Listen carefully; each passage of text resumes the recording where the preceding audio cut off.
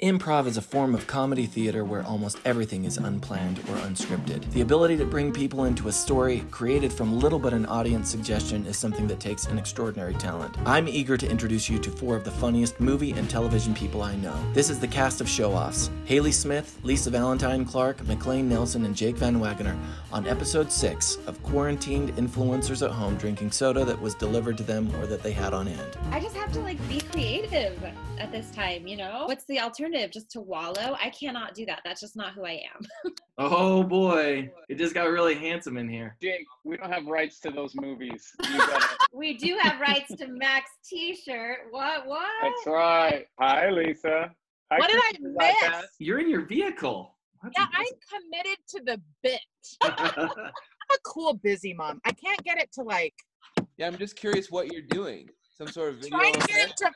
It's falling over. Listen, I'm a woman over 40. I got to get the right angle. You know what I'm saying? I got to get my beverages, though. We're still doing that bit, right? I have vanilla Coke Zero. Ew, MacLaine. This is yummy, Hailey. We've lost Lisa. Oh, no. I'm here. Lisa, where'd you go? I don't know. Turn your camera on. There you are. You're there. So sorry, you guys. And I don't want anybody seeing my bed. That's creepy. You all look wonderful, and thank you for being on this, the first quarantine episode of Influencers in Cars Drinking Sodas. Hey! First of all, I'm a huge fan. I know we've decided we're only doing sports and science questions, so I wiped everything else I had. Let's talk about the NBA collective bargaining agreement. Yeah. We call that a CBA, the NBA CBA. Yeah. Is that the sports ball with the orange ball that's round, or the white ball that has the stitching on it? Sports ball. I love sports ball. Oh, it's so fun. Lisa, name your top 3 NBA players. Top 3. Quick. Mitchell Anderson. Okay. Karen Osborne. Karen Osborne's crushing it. And John Williams. John Williams. I love him. I can actually do this one. Tim Duncan, Manu Ginobili, and David Robinson. Spurs all the way, man. Hailey, all those are expired. I need current NBA players. I know. Oh, current. Yeah. Pass. You tell me the one that's not an NBA player, okay? Not an NBA player. Got it. Anthony Hardaway. Carlos Boozer. Daquino. That one. That's not a name. Good job! You had a fighting chance. All you had to say was something like John Smith. I wanted her to win, you guys. We had each other up for success. That is one of the tenets of Okay, so we covered science. What are your feelings about quarks? I was really hoping that this was a question about what we should be talking about, which is fusion. Am I right? Yes, Jake, continue. Jake, don't you think that that's what we should be exploring it right now? I think we need to dig deeper, and if we don't get to the bottom of fusion, someone else will. Didn't you guys write a little song about fusion, Lisa and Jake? It's more of like a jingle. And it's very weird because MacLaine is the only one that sings it. But he was the only one that could hit the notes, so we were like, fine, you can do it. We'll write it, but you can do it. All right. Do it, Mac. Fine. Get up, and Adam, put them together and see what happens. Get up, and Adam, fission is our friend. And fusion. And no, remember we did the tag at the end. And fusion. Yeah, and fusion. I mean, I think we've covered sports and science. Thanks for having us, Yeah, that was super fun. So we already went through the sodas. Everybody has their soda in front of them. I'm gonna cheers you before we start. And to you. I did curbside pickup. Don't worry. Did anyone do anything special for April Fools? I canceled it. I didn't bring it to the attention of my kids, and I held my breath the whole day, hoping that no one would do anything. They didn't even know what day of the week it was. It was awesome. I won. All I did was send them a text, a link to an article saying that they had to repeat the grade that they were in this year, next year. I saw that. Legitimately, when I first read it, I was like, that's insane. No one's going to do that. Oh, yeah. What about you, MacLaine? I feel like nobody really did them because everyone was kind of in we're already in an April Fool's situation. So I think they were really down. And they heard about Lisa canceling it. So I was like, if Lisa canceled it, I'm not doing it. He made an awesome April Fool's-ish video of letting his 3-year-old daughter drive the car, which is so hilarious. I almost died. So funny. That's true. I didn't really let her do that. So that was April Fool's. You are all movie people, comedians, actors, radio personalities. Tell us about yourself and what you're going to do to keep us entertained. I'm Hailey Smith. I live in Colorado. I've been doing, improv for a long time with these guys. Did acting at BYU, and I had to take an improv class my last semester, and I was terrified. And then I fell in love with it, and I was like, this is what I want to do. How did you find each other? I did the workshops at Comedy Sports, and MacLaine was there, and we started our own troupe in 2006. We just did long-form musicals and plays in different styles called The Thrillionaires. So that's kind of what Show Offs came out of. And along the way, I guess we did some other movies and stuff. Somebody's shuffling cards in the background somewhere. She's crinkling her glass. Oh no, it's nerves. Oh, I didn't know. I thought, Lisa, I can't see you on my screen right now. I thought you were just doing the break and doing cards. Sorry. Nervous energy. Mainly working with my friends, and then I have 4 kids, and I live in Colorado, and that's... How do you get together to perform? As far as show-offs are concerned. Yeah, we filmed 2 seasons in 3 weeks. We got to, I wasn't there, but and Lisa wasn't there, but you guys went to Palm Springs. We did a show-off show in Palm Springs. Show-off show at Alt Summit. Although we do live in different places, we still get the opportunity to perform together more than we would, which I think is really cool.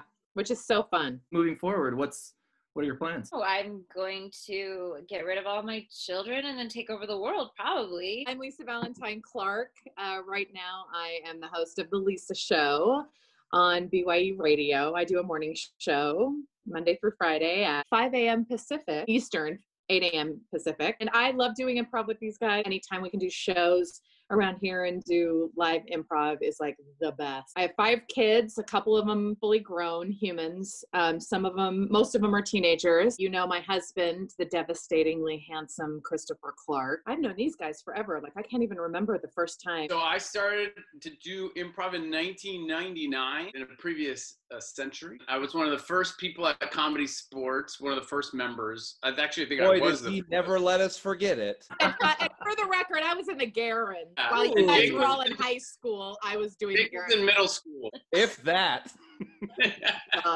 A lot of our histories are similar as far as that goes. I studied acting in college, but then I went and did film, and I produced a bunch of movies, directed some, and we all collaborated and made Once I Was a Beehive, which was really fun. We forget all the horrible things, and we just remember the good things. Yep. I don't forget anything. Jake remembers it all. Well, Jake and I, we made Seratov Approach together, and then we made Beehive, and we made My Brother the Time Traveler together, which was awesome because we wrote that together in like 3 weeks. How many weeks did it take us to write that, Jake? 3? Yeah, I think we outlined for 3 weeks, and then we wrote it for 3 weeks. And then we shot it in 7 days, and everybody in this was in so that. Fun. Jake and I have been continue to work on movies together. Show Off didn't like the dream. I mean, Hailey never believed in me, but I was always like, we're gonna make Thrillionaires a TV show. We're gonna make it happen. Yep. And you're like, whatever, Golden Boy. But Lisa believed in me. I knew. Hailey, you're kind of the pessimist of the group. I just like to say, prove it. Prove it, MacLaine. I like to make people work for it. And I just believe in everyone. I actually didn't really believe it was happening until I saw it on TV. That somebody somewhere would be like, nope, they can't do this. This is too fun for them.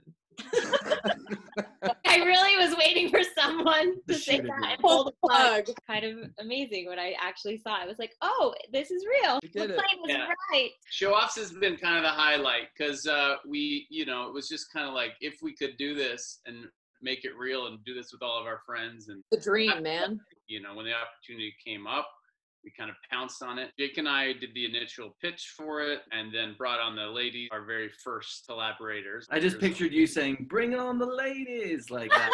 We did. And then we had to fight the other ladies, and we were the 2 that lasted. Oh, feminism. Am I right? You're right, Lisa. For once in your life, you're right. Just really lucky that Hailey, we got her to quit her job as a powerful trampoline saleswoman. Mr. Van Wagoner. My story is not so different. I met Hailey and MacLaine at Comedy Sport. And that was the place to do improv. When I was in high school in Colorado, one of my friends had a sister that lived in Provo, and he went and visited her on the weekend and went to a Comedy Sports show and came back and told me about Comedy Sports. I was like, they do this thing and they make it up and it's so cool. And then I moved to Utah. Comedy Sports was a pretty popular thing. And, you know, still like, some of my best friends still to this day. Yeah. No matter what, I think doing improv together kind of like, if you do it well together, then you kind of intermesh and you become very close, because that's like, you're very vulnerable. It's important to trust each other. And so those people tend to become very good friends. So. I mean, we're all quarantined right now. We're in our home. How are you dealing with it? What are your strategies? How are you staying sane? I've been out of the country and out of town for so long on couple different projects, and the movie that I was working on, it got shut down before the last 5 days of shooting. I packed up and drove home, and I've been home for almost 3 weeks now, and it's been amazing. I'm an introvert, and I only really love my family to be around all the time. So it's been actually really kind of nice to be together and for me to do like schoolwork with the kids, and to like, I'm making videos like I used to do before that are really fun to do. Yeah, Jake and I are the same, and Lisa and MacLaine are the same. My main way of coping with it is studying for Jeopardy. It's been a lifelong dream of mine to be on Jeopardy. I passed the online test right before everything got shut down. I had an in-person Jeopardy audition. So as soon as they start shooting it again, it's still not a guarantee, but I might get to be on the show. So I do a lot of practicing. I do a lot of Wikipedia reading. That's what I do mostly, and then I work on writing projects as well. MacLaine, I would be happy to quiz Wow. you. I think Hailey would be willing to tell you can't do it. Yeah, like prove it. Until you prove her wrong. Yeah, I think MacLaine, honestly with Jake, MacLaine, prove it. yeah, we would all be happy to tell him he can't do it. She told me No, Ken Jennings. we're going to get very fun. She is a motivator. I want to study for Jeopardy now. I don't know, right? My life is actually not that much different now. Under quarantine, I still work full time, and I've got 5 kids, and I still need to take care of business and stuff. I just now have more nervous, anxious energy to clean and organize. So it's really fun. Something that you thought you'd enjoy more about the quarantine, but have found out that it's less enjoyable than you imagined. I thought it would be really fun to have time to read, because I love to read, but I find that my nervous energy and then worrying about everything, like I can't sit still. I thought I'd be reading a lot more than I actually am. I just read articles about how crazy things are. Yes, me too. I end up just reading way too many political articles, and Dangerous path, the downward spiral. Yeah. My son the other day was like, Dad, I want to go play with Max, his across the street neighbor best friend. And I said, no, buddy. And he said, why? And then I went down the rabbit hole, and it ended with me showing him refrigerated trucks in New York City with bodies in the back. But I didn't know how to stop it. Once I started, I was like, I know. Like, this is why it's serious. And then he looked at me, he's 7, and he looked at me, and he was like, Dad, I don't want to play with Max right now. I'm like, mission accomplished, but at what cost? You know, you can do like therapy over Zoom and stuff like that, right? Like, I want to look into that. Yeah, the earthquake was really traumatizing as well. You know what's scary about the earthquake is that I wasn't here for that. All the kids were traumatized. I called them, and they were all under the table, and they were so sad. And then today we felt like 3 giant rattles, like the whole house was shaking. And I went outside, and the kids were all freaking out. I went on Facebook and found out that they were doing like demolition testing. Yeah, they didn't let anybody know, but then afterwards they were like, by the way, that was us. We were just, yeah. Well, how crazy is that? Yeah. Did Lisa mention she has a radio show? Yeah, I was live on the radio. I was doing my radio show when the earthquake hit. Jake, what is something less enjoyable than you thought it would be during this whole quarantine? Something's bad about it, I guess. Oh, don't try to make something up to make the extroverts feel better about themselves. No, I mean, I really don't like how complainy the extroverts have been. I thought, I was like, okay, I'm going to get motivated. I'm going to do yoga every day because my wife does yoga. I have done yoga with her, but I thought it was going to be great and make me feel amazing. And I do see some benefits, but it hurts so bad. Really hurty. While you're doing it, it's so hard. It is hard. My wife's like doing perfect poses, and my legs are like shaking in my arm. I'm like, I can't do this. Yeah. Sorry, buddy. Sorry it's been so hard. I thought I was going to just love spending 24 hours a day with 4 teenagers. Like, I thought that was just going to be a dream come true. Just turns out it isn't always. I got this email from a counselor saying, your kid isn't handing in their assignments. And I was like, okay, so you're going to need to be a little bit more specific. I have 3 kids. They have 20 teachers between the 3 of them. So which teacher, which class, which kid, school? which school? And I never got an email back. First impressions of each other from each of you. Ready? Let's start with Jake. Go. Impression of Jake is that I didn't think he liked me. Like one of those people where I couldn't tell if he was joking or not. It's something I'm still working through. You really only know that you're good friends with Jake when he starts treating you bad. Yep. That's when It's you a know. That's what I'm relationship. trying to say. My first impression was like doing a scene with him, and he made me break consistently. And I always thought I was pretty good like at not breaking and like committing. And he just would say things and I would be like, oh my gosh, this guy genuinely, surprisingly makes me break on stage. So super, super funny. Oh, I need to say a sweet one now. Okay, It was Jake. like, No, you're fine, MacLaine. I had one of those like improv talent crushes on him. You know, like, oh, that guy knows. Like, I remember playing with him and liking playing improv with him. MacLaine, you had your chance. Let's move on. Everybody needs to do their first. There, my heart's beating, see? First impression of Lisa. My first impression of Lisa, I knew of her before I knew her, and so I was very intimidated by Lisa in a good way, and still am. Good.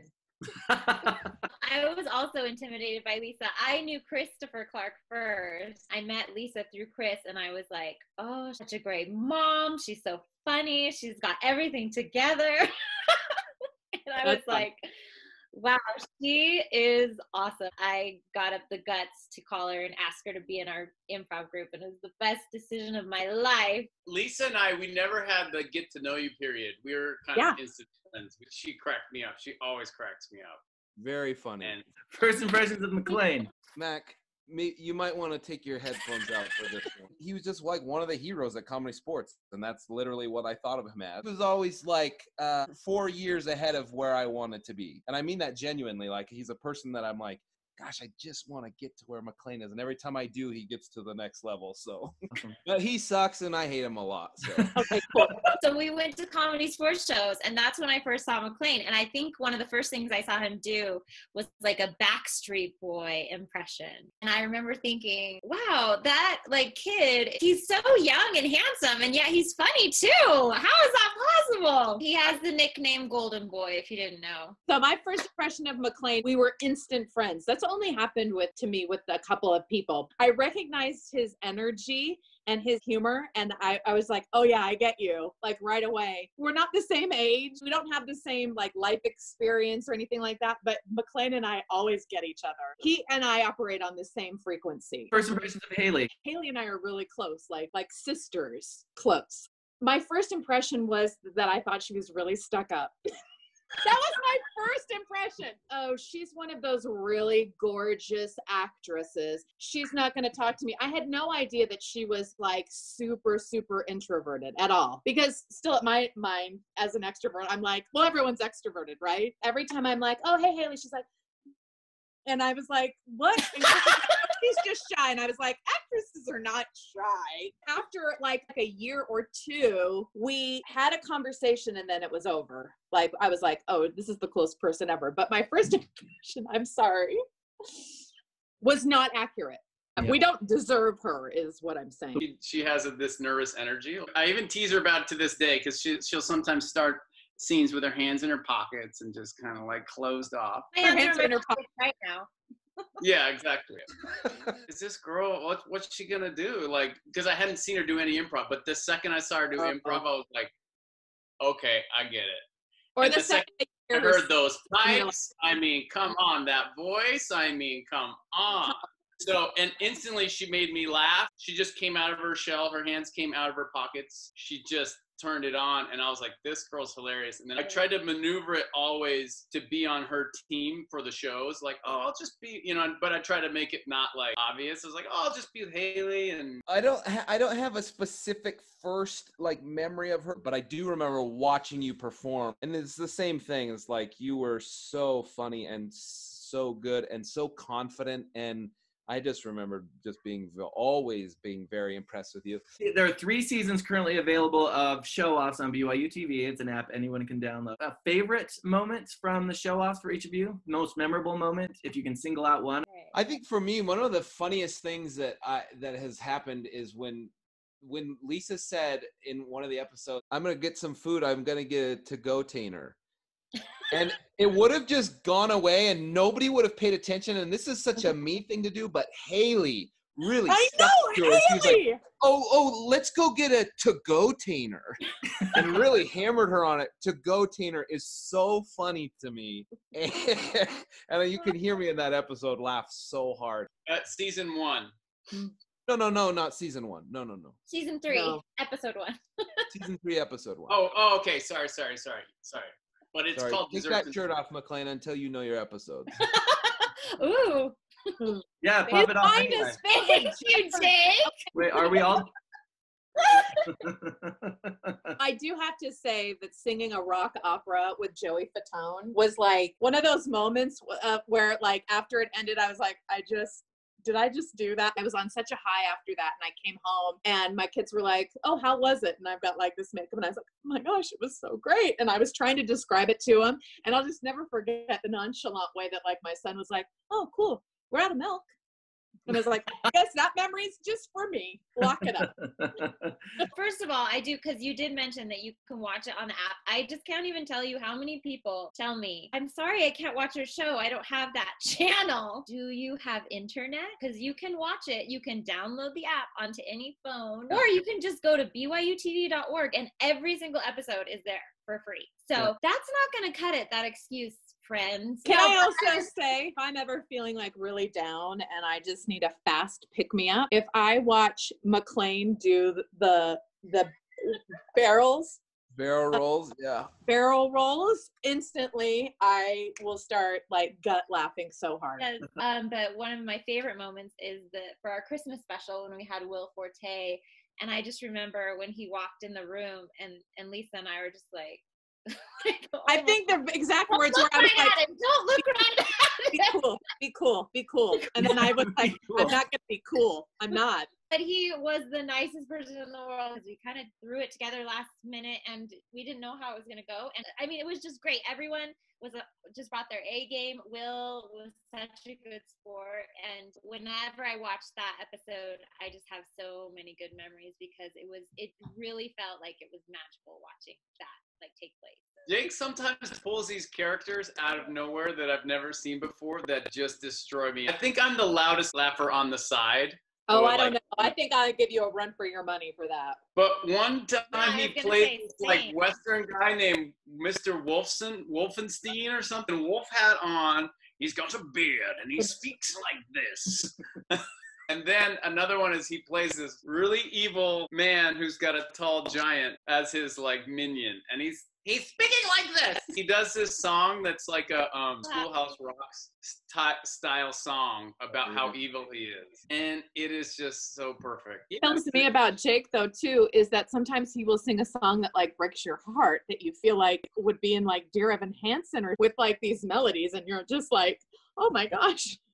Kills me. We as a family, we watch show-offs. What I don't think people know is how legitimately musically and acting wise talented you all are. And then you do it in a comedic sense, but you can do it very unironically as well. It's really impressive. That's very nice of you to say. I mean, sometimes the shows get over and I'm like, to myself, I'm just like, ugh, I wish I hadn't have done that, or I wish this would have been a little bit different. I feel like the episodes are very strong and they're fun and funny. There have been a couple of technical difficulties that really slow the momentum of the show down. There was one time where my mic just wasn't working. I was wearing chainmail and we had to shut down seriously for almost 10 minutes because it just would not work. But the fun thing is that we're all improvisers and everyone just kept the show going because it's happened enough times now, technical difficulties. We want to make it like a cutting room floor special where we show all those things that have happened as we just do improv games with the audience. And that by itself is a thing that no one will ever see again.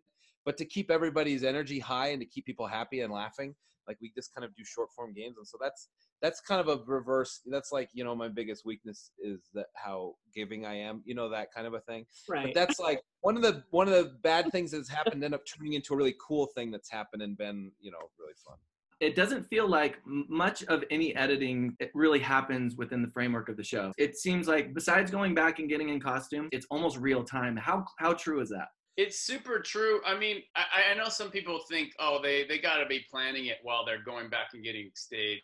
But like, we need to also show how crazy it is backstage. It's like we're in our own little station. We don't even talk to each other back there because we're so worried about getting like all of our stuff on. The editing is slight. We have to make it down to certain times. So every once in a while, like a bit of a scene will get cut off just so that we get it down to the right time. Well, that's one thing we keep racking our brain is how else can we show people that that this isn't planned at all? Yeah. I think Casey helps with that. How he, you know, when he throws out enough suggestions and you can see us on the fly having to change things. I think that's one major way to help people realize, oh yeah, there's no way they actually could plan this. What's the plan? When's the next season happening? We have 6 more episodes that are about to show in, I think, June-ish. I think June is. The bottom line is they're still just making decisions and they're still like figuring out what they're going to do. And I think it looks pretty good. And I think the most important thing is that people continue to show an interest in the show, and then it will, you know, it will help inform those people that make those kinds of decisions. Yeah, it all works together so well, but it's fun to watch how it gets even better. For the speed round of questions, I want everyone to have 60 seconds to go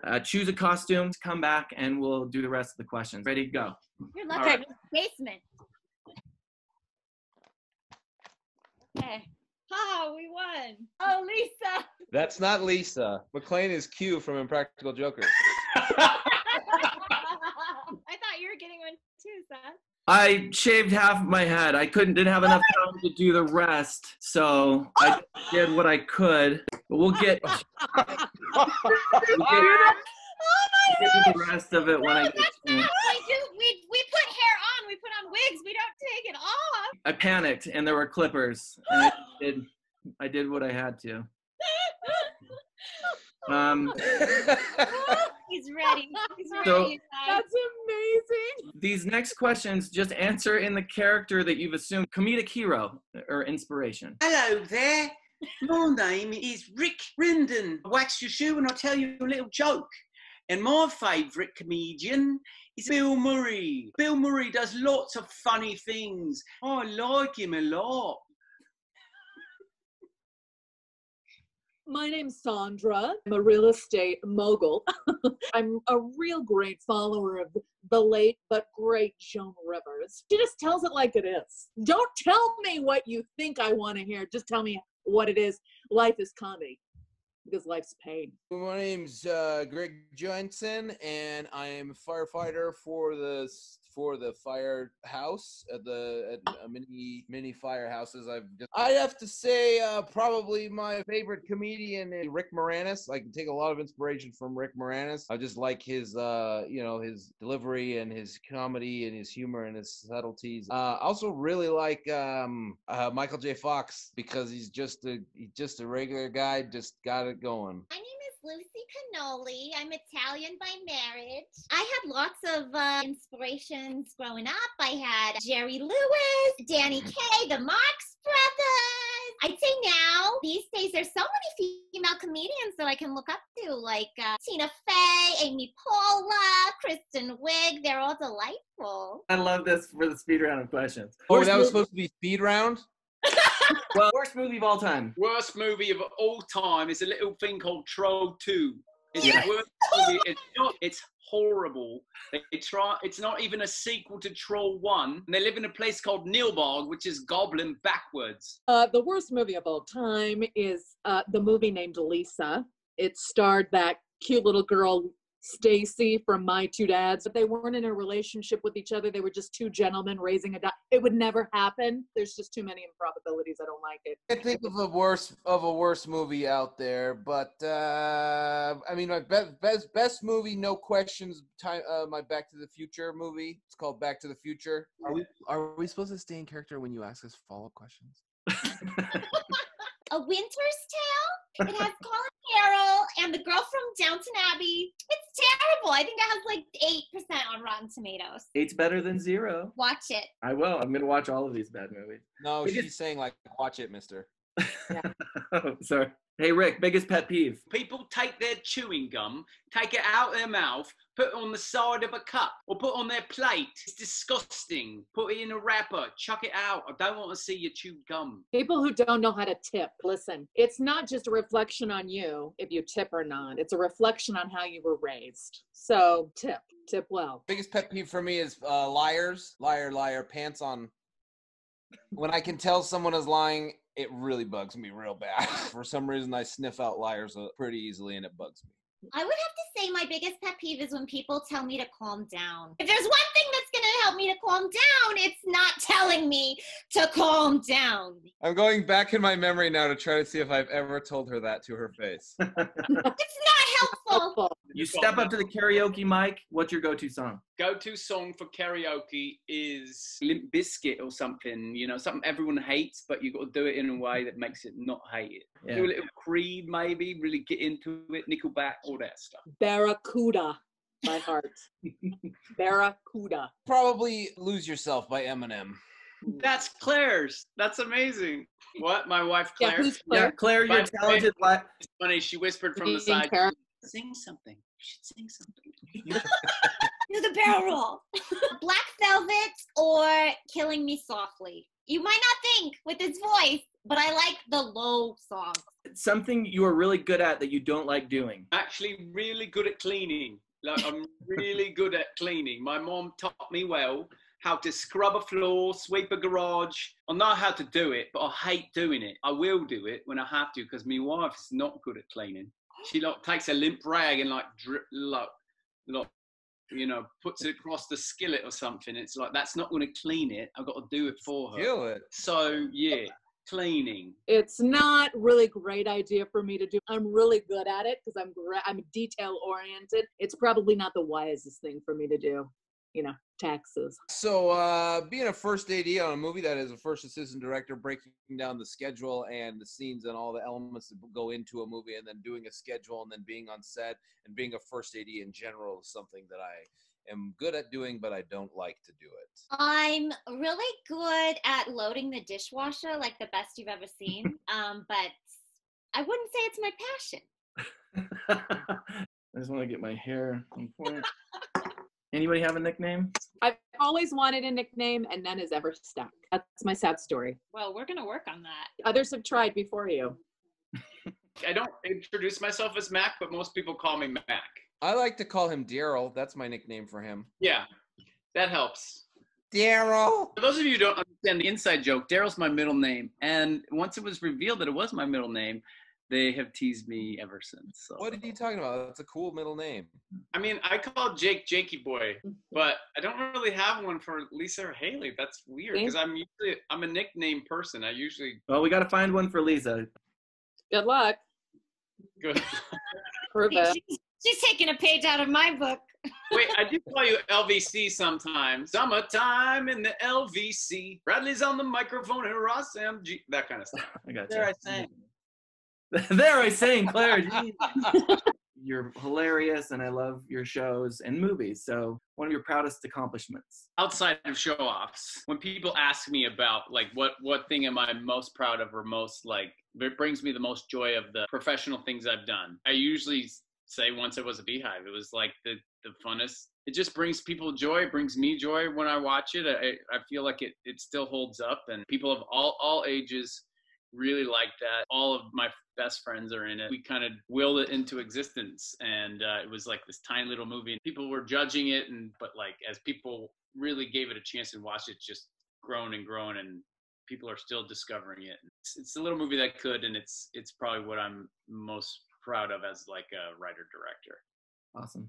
I would say probably one of my greatest accomplishments, well, first of all, is my kids. Like, I think they're awesome and I love them, and they're just so fun to be around. And yes, they are all teenagers, but I love hanging out with them. I love laughing with them. And then I'll also say my friends, and I know that sounds weird to like, that's an accomplishment, but I did like seek out specific people and collect them, and I love them, and I'm proud of my group of friends and everything they do. I don't feel jealous of things that my friends do. I feel like the more supportive a community is, then the more that fosters the desire for all of us to do things. And so I just like to collect more and more like-minded people and call them friends, and just so we can all, root for each other and collaborate with each other. And I just am really lucky to have such amazing people in my life that inspire me every day. That's awesome. I don't have kids, but I am very proud of Hailey's teenagers, because they do call him Uncle MacLaine. Mine isn't so much an accomplishment. I mean, I guess it is. I got married. I really love my wife, and she's like way better than me, and I should be married to her. That's something I'm very proud of, is that our marriage. I'm really happy about that. Career-wise, I sent in 2 packets for Impractical Jokers, and on the second time that I submitted, they hired me for like 2 weeks as a writer. So I went out there to write for 2 weeks, and then at the end of the first week they extended me for 2 months, and so I moved my family out for 2 months, and at the end of the 2 months they extended me for like another season. So I was on that show for like 2.5 seasons, and then their after party show I was a supervising producer on, and so being involved with that was a really cool thing for me to do, and an experience living over there and working on a network show like that and getting a lot of experience like that. So I'm proud of that. I think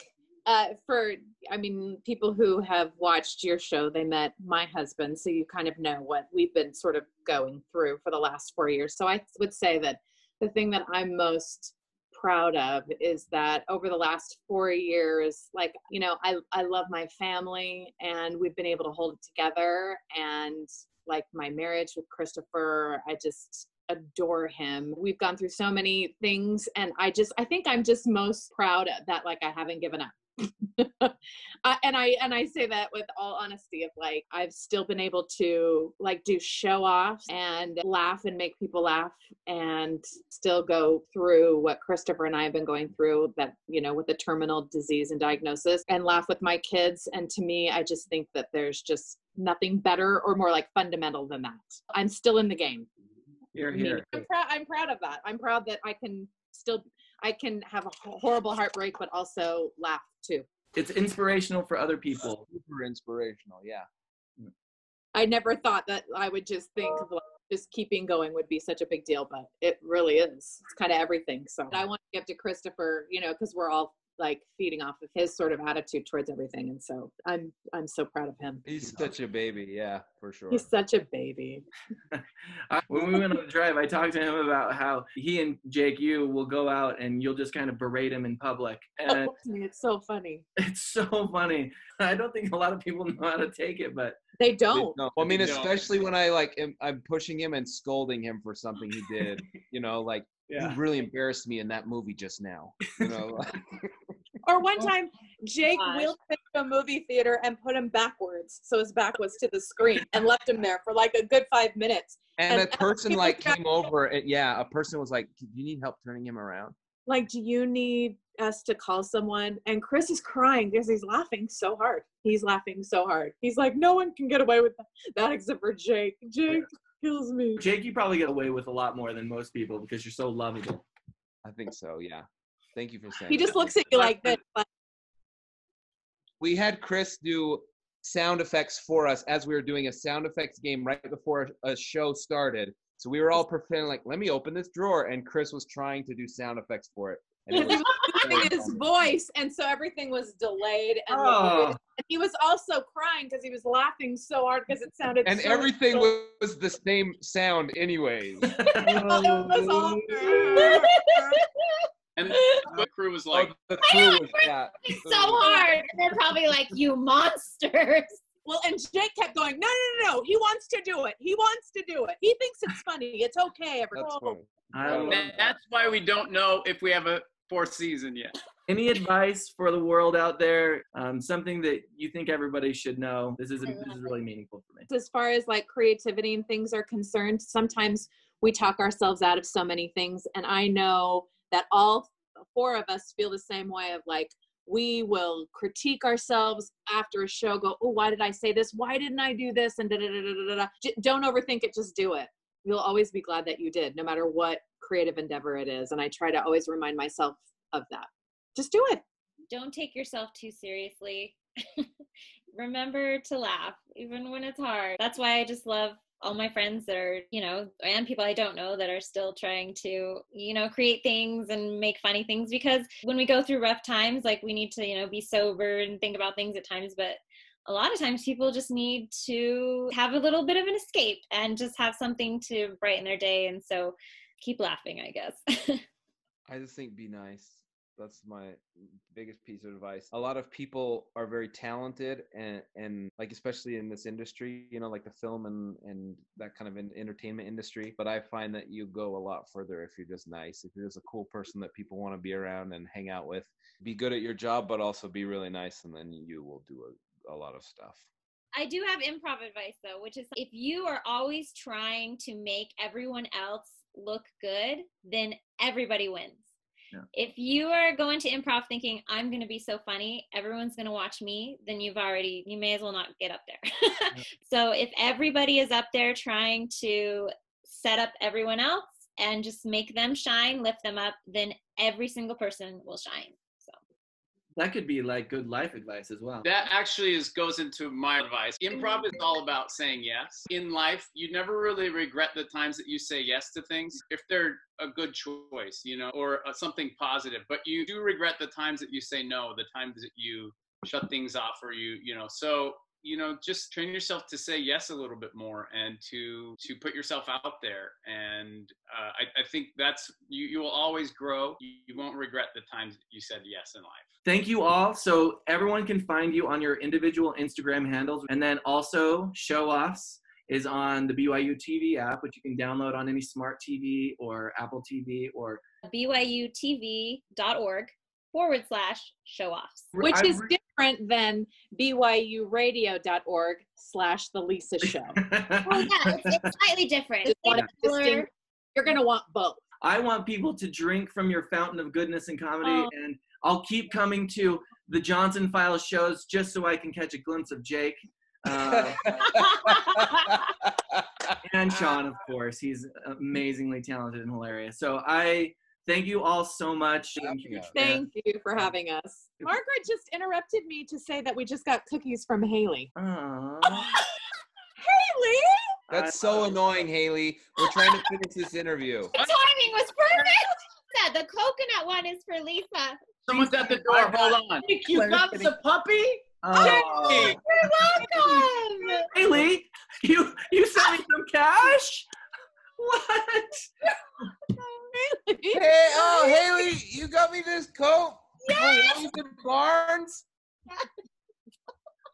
Oh, Hailey, you got me my shirt off? Please say you did.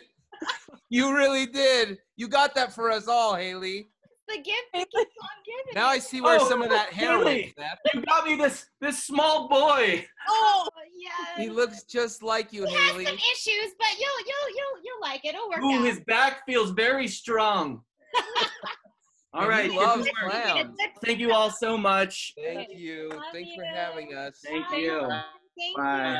Thanks.